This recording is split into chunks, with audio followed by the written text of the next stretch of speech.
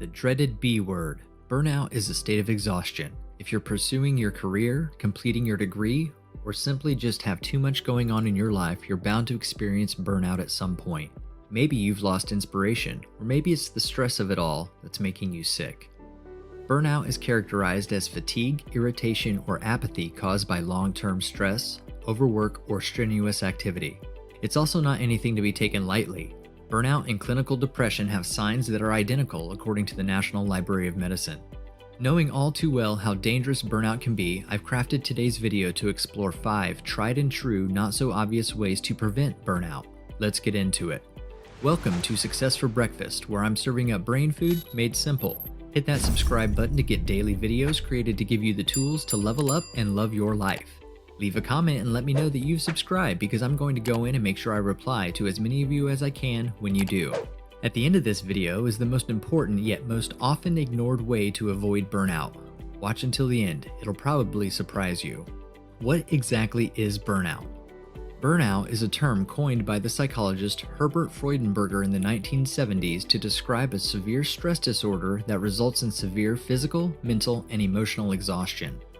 Burnout, which is much worse than ordinary exhaustion, makes it difficult for people to cope with stress and manage day-to-day responsibilities. People who are burnt out often feel as though they have little left to offer and can dread getting out of bed each morning. They might even develop a depressive attitude toward life and feel hopeless. Burnout does not solve itself, and if left untreated, can lead to severe physical and psychological conditions such as depression, heart disease, and diabetes. Who suffers from burnout? Burnout can occur in anyone who is constantly subjected to high levels of stress. Helping professionals, such as first responders, physicians, and nurses, are particularly vulnerable to this illness. People caring for children may experience this form of severe exhaustion in addition to career-related burnout. According to a recent report, mothers and fathers, like doctors and business executives, will flame out. Personality traits such as the need to be in charge, perfectionism, and being a type A can all increase the risk of burnout. So how can you tell if you are experiencing burnout? Are you concerned that you might be suffering from burnout but are unaware of the symptoms? Here are some symptoms to pay attention to. Tiredness. You're mentally and emotionally exhausted. Headaches, stomach aches, and changes in appetite or sleeping patterns are also possible physical symptoms. Isolation is a bad thing. People who are burnt out always feel overwhelmed. As a result, they can withdraw from socializing and confiding in friends, families, and co-workers. You seem to live in fantasy land. People who are burnt out can fantasize about running away or taking a solo vacation because they are dissatisfied with the never-ending demands of their work life. This is far more than just daydreaming. It's more like you're living in that place more than you are living in reality. And you may also be more irritable. Burnout will make it easier to lose your cool with friends, co-workers, and family members. Coping with everyday stressors, such as planning for a work meeting, driving kids to school, and tending to household tasks, can all feel overwhelming, particularly when things don't go as expected. You may also get sick a lot more often. Burnout, like other forms of long-term stress, will weaken your immune system, making you more vulnerable to colds, flus, and insomnia. Burnout can also result in mental health issues, such as depression and anxiety. So what can you do to avoid burnout? Number 5 on today's list on how to avoid and overcome burnout is to follow a break schedule religiously. Charles Dickens, the author of A Christmas Carol, was a diligent writer. He would start writing at 9 a.m. sharp and work until 2 p.m. when he would go on a 3-hour walk through the English countryside or through London. This, it was said, helped him push his story and motivate the scenes he wanted to create. Make a list of your top 2 or 4 activities for the day and concentrate on those. Then, after 90 minutes of concentrated work, take a rest. It will serve you better than focusing on projects here and there and just taking breaks when you feel like it. Also, don't feel bad for taking breaks. While a 3-hour walk isn't necessary, relaxing and recharging are crucial steps towards achieving a balanced work life. Schedule free time on your calendar in the same way you would a meeting and stick to it. It's important to set aside time for yourself, even if it's just 30 minutes a day. You'll return to work feeling energized and motivated, and you'll probably achieve a lot more than if you work straight through the day. The number 4 not so obvious way to avoid burnout is to shift your perspective. While rest, relaxation, and replenishment can help with tiredness, negativity, and effectiveness, they do not address the underlying reasons for burnout. Back at work, you can face the same impossible workload, unsolvable conflicts, or meager resources. As a result, you must now examine your attitude and assumptions carefully. What parts of your situation are completely unchangeable and which can you alter? Even the most rigid parts can be overcome by shifting your perspective. If exhaustion is a big issue, consider delegating some activities, even if they are necessary, in order to free up meaningful time and energy for other essential work. Is it possible to restructure your work to get more control or to focus on the most fulfilling tasks? Can you remove yourself from the portions of the job that upset you if negativity is a major issue? Can you, on the other hand, create some productive, encouraging relationships to counterbalance the ones that drain you? And if you're feeling unproductive, where can you go for help or to be more productive? What you are feeling or how your body is responding indicate that something about the task at hand is troubling you. You may be in denial at first and dismiss it as tension, but avoiding it can only make matters worse. Allowing yourself to concentrate on what is going on will help you get back on track.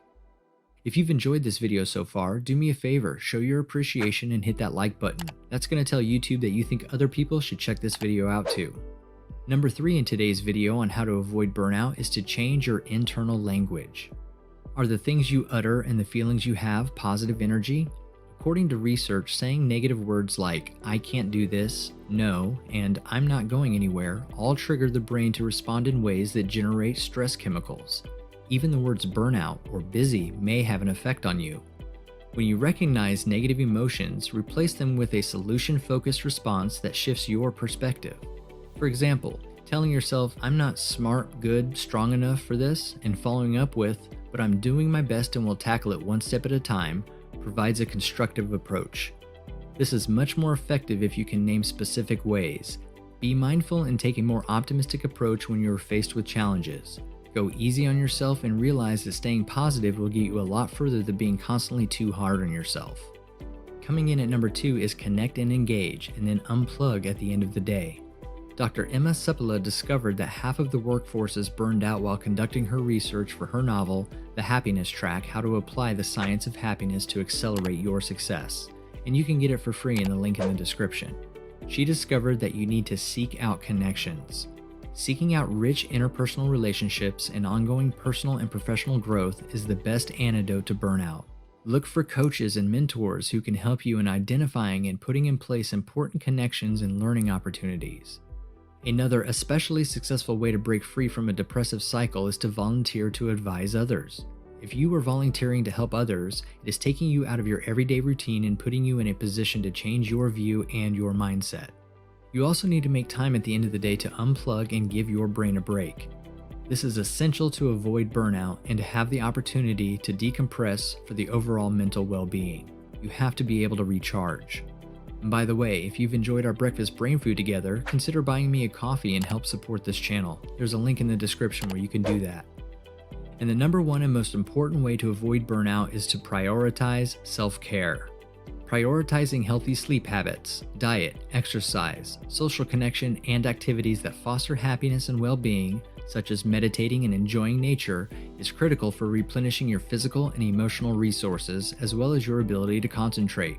If you're having trouble fitting those things into your already crammed schedule, give yourself a week to evaluate how you're spending your time.